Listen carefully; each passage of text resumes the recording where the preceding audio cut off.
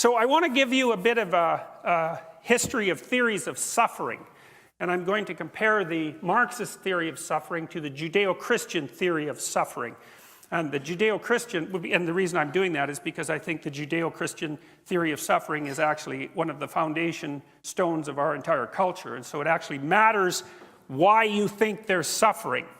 And so the story that describes the entry of suffering into the world, the mythological story, is the story in Genesis, the story of Adam and Eve. And basically what happens in the story of Adam and Eve is Adam and Eve are unconscious to begin with, and they're sort of in this paradisal state. There's no death, or at least there's no knowledge of death. There's also no knowledge of self. And then Eve eats the apple that the serpent gives her, and the scales fall from her eyes, and she gives the apple to Adam, and he eats it as well, so she makes him self-conscious. They both wake up. The first thing that happens is they realize that they're naked, and they cover themselves up. And the second thing that happens as a consequence of that realization is that they come to know the difference between good and evil.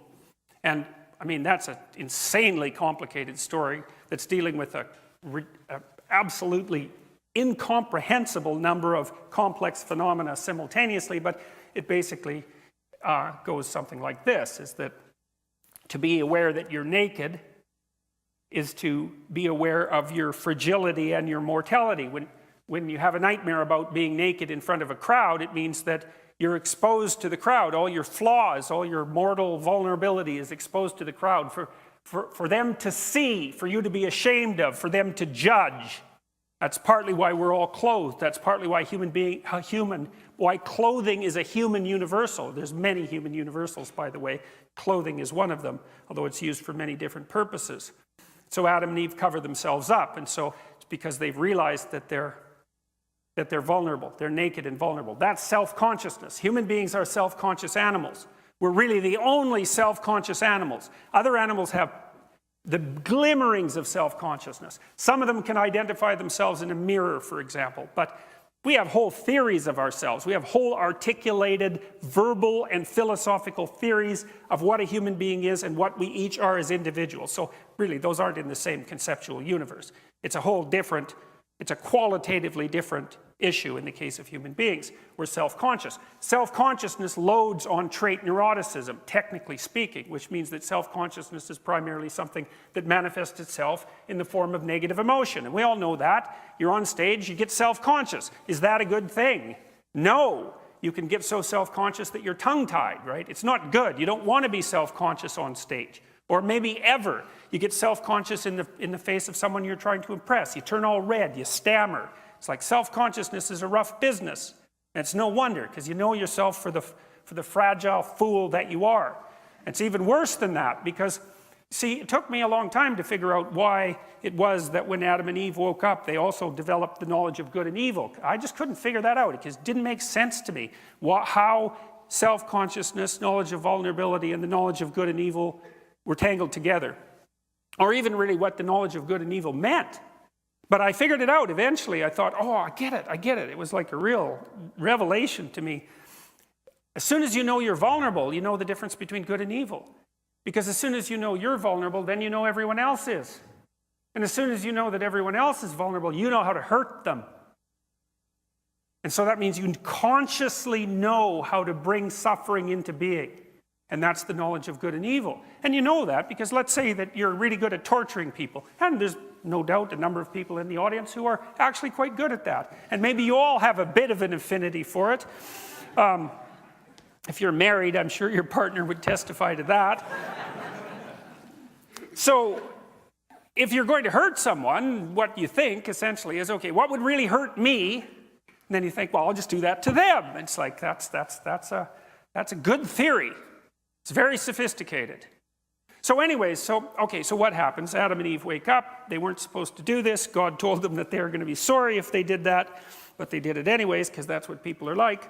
And because we always learn things that knock us out of our present paradises, right? We're curious and we won't leave things alone. And maybe things are not so bad. And then you ask some questions that maybe you're not so happy about asking once you find the answer. And you fall out of your little paradise into history, and you got to work to set things right again. And anyways, God gets wind of this, and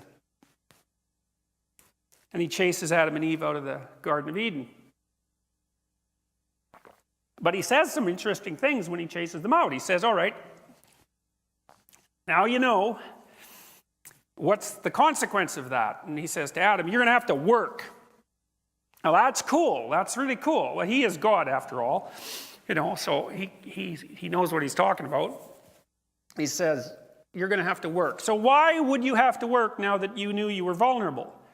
Well, the answer to that is, well, if you know you're vulnerable, that stretches out into the future. You know you're going to die. You know that you're fragile. It's like maybe all your problems are solved right now. You're all sitting here. You're safe. You're not hungry. You don't want anything to drink, etc. But what about tomorrow? What about next week or next month or 10 years from now? It's like just because you got all your problems solved for this second doesn't mean you got them solved for the rest of your iterations through time. So you got to work, and the work is the sacrifice of the present for the future. And so that's exactly right. You have to work. Now you see what's interesting about that, and this is the theory that I was, and then of course God tells Eve, well, you've really, screwed things up too. You're going to have these big brain babies, and that's a big problem. You're going to suffer in childbirth, and then they're going to be dependent on you forever, and because of that, you're going to be dependent on this man that you just woke up, and that's not going to be very pleasant for either of you, but tough luck. And so that's it. That's the curse in some sense, and it's exactly right. But the thing is, there's a theory in there. There's an interesting theory of suffering that's implicit in that story, and the theory of suffering is that suffering is built into the structure of self-conscious being. It's built right into the structure. So if you're a self-conscious being, that's your lot. It isn't someone else's fault. It isn't a consequence of sociological oppression. It isn't a consequence of the fact that our society isn't organized properly. It's just part of being. All right, so that's a big deal, because that's an important theory, because one of the questions is, well, why is there suffering, and what are you going to do about it? And it's a lot different if it's just the way it is for you, and if it's actually your fault that he's suffering. Or maybe it's the group's fault that you're suffering. Those theories are really, really different. And then in the second story, in Cain and Abel, Cain makes sacrifices to try to get it in good with God, and Abel makes sacrifices. And the sacrifices are kind of archaic from our perspective. They're burnt offerings, so the smoke goes up where God can detect it, because he's up there somewhere, up there where the stars are. And God rejects Cain's sacrifices, and we don't really know why, but it kind of looks like Cain is a second-rater. And then Cain goes and complains to God and says, like, what kind of stupid universe did you make here? I'm breaking myself in half trying to get things together, making the proper sacrifices, and nothing's going well for me. And Abel, well, everything he touches turns to gold. Everyone loves him. He's even a really good guy. It's like, it's so annoying. What's up with this place you built? And God tells Cain, don't be coming and telling me that the entire fabric of reality is wrong because it isn't working out for you. It says, sin crouches at your door like a sexually aroused predatory cat. That's basically the metaphor that God uses. And he says, and you let it in and let it have its way with you.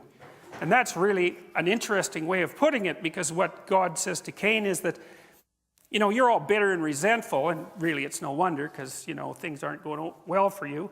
And then you've got Abel, who's overshining you in every way. But yeah, it's your fault. This terrible thing waited at the door, and you let it in. And then you entered into a creative union with it, and you produced something as a consequence. And that's this tormented spirit that you have now. And it's polluting your relationship with reality. And that's why things aren't working out very well for you.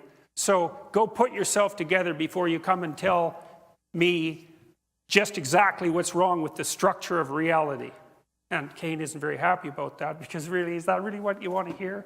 It's right, like, you have more misery than is necessary because you really didn't put your act together, and you know it. And you've done it creatively. And so Cain goes and kills Abel. That's the story of how resentment enters the world. And it's the first story in the Judeo-Christian canon, let's say, about actual human beings. because Adam and Eve were made by God, so they don't really count. Cain and Abel were born. And so that's something, so there's a reaction to suffering, right? The necessity of sacrifice. And the consequence of the necessity of sacrifice is that some sacrifices work and others don't. And then if your sacrifices aren't met with the goodwill of God, let's say, well, then that makes you angry.